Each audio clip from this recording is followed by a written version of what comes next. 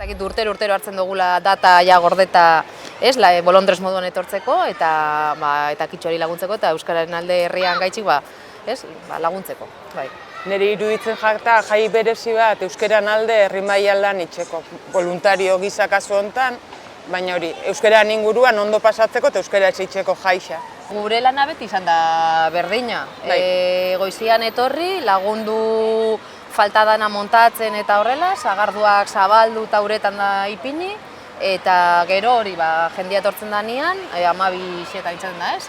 Ematen dutenean ongitorriaro. Esto baietz. Ja, hori, zerbitzen hasi, ordu bisak arte, eta gero hori, 6:30 aldian berri dotorri, berri do amaitxu zerbitzen falta dan sagardua, eta bueno, amaitxak eta dana jaso eta hori izaten da gure lana. Maixak eta lurrean egoten da zikinkeri dana batu. Gustora etxen du lan bada, orduan. Lana da, nekatuta bukatzen dugu eguna, baina ondo, gustora, bai.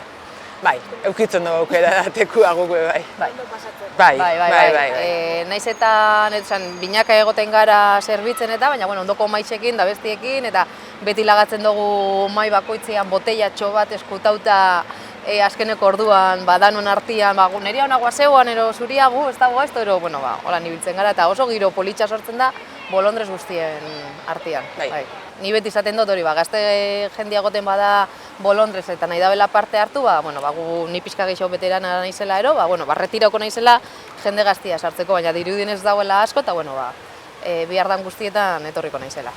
Erdera asko entzuten da, eta gazte jende asko erdera zurbiltzen jaku, eta guk imiatzeu euskeraz. Guan bereño gara eta pixka badakagu hori, etortzen diazenean, eta askotan lagatzen digute basua mai gainean, da behiratzen dieguta zer, eta, dos sidras, bi sagardo, mesedes, kaixo, egunon, arratzaldeon, ez, beti biltzen gara basilatzen pixkatolan, eta saiatzen dira gero urrengoan etortzen diazenean euskeraz eskatzen dizute.